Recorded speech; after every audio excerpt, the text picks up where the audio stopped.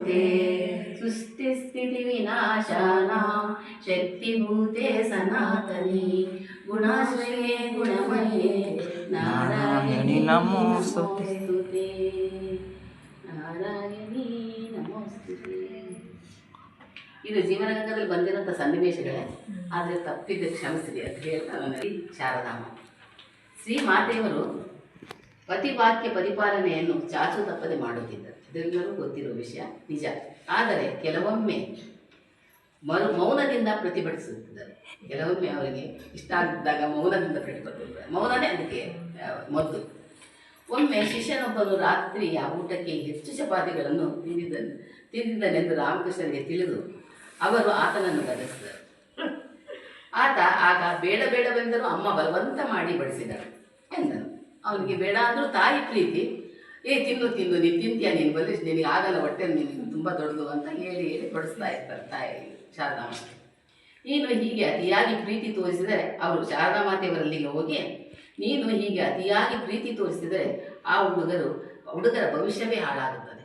ಯಾಕಂದರೆ ತಿಂದು ತಿಂದು ಮಲ್ಗಂಗಾಗ್ತದೆ ಹಾಗೆ ಅಂತ ಎಂದರು. ಅದಕ್ಕೆ ಮಾತೆಯು ದೃಢವಾದ ಶಾಂತಿಯ ಧ್ವನಿಯಲ್ಲಿ ಹೇಳ್ತಾರೆ, ಊಟದ ವಿಷಯ ಮಾತ್ರ ನೀವು ಮಕ್ಕಳನ್ನು ಗದರಿಸಬೇಕು.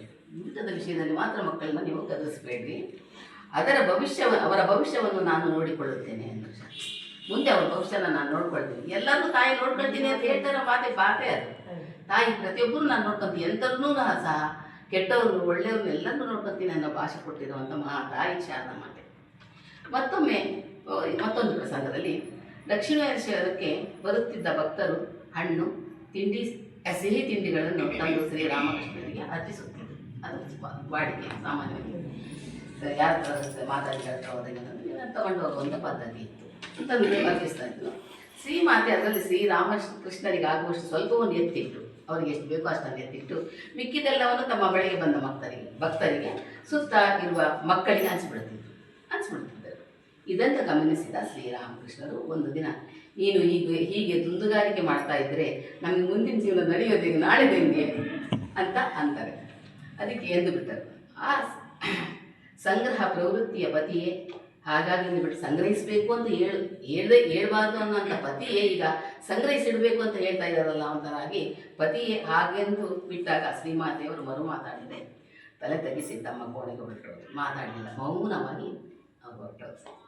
ಈ ವಿಷಯವನ್ನು ತಿಳಿದ ಶ್ರೀಮಾತೆಯ ಆಪ್ತ ಭಕ್ತೆ ಯೋಗಿನ್ಮ ಅಂತ ಹೋಗ್ಲಿಕ್ಕೆ ಆಶ್ಚರ್ಯದಿಂದ, ಅಮ್ಮ ಇಂಥ ವಿಷಯಗಳನ್ನು ಶ್ರೀರಾಮಕೃಷ್ಣರ ಇಚ್ಛೆಗೆ ವಿರುದ್ಧವಾಗಿ ಯಾಕೆ ನಡ್ಕೊಳ್ತೀರಾ? ವೇದಕ್ಕೆ ಮಾಡಿರಿ, ಎಷ್ಟಿರುತ್ತೋ ಅಷ್ಟು ಹಂಚಿ ಇಟ್ಕೊಂಡ್ಬಿಡ್ರಿ, ನೆಕ್ಸ್ಟ್ ನಾಳೆ ದಿನಕ್ಕೆ ಬರುತ್ತೆ ಅಂತ ಒಂದು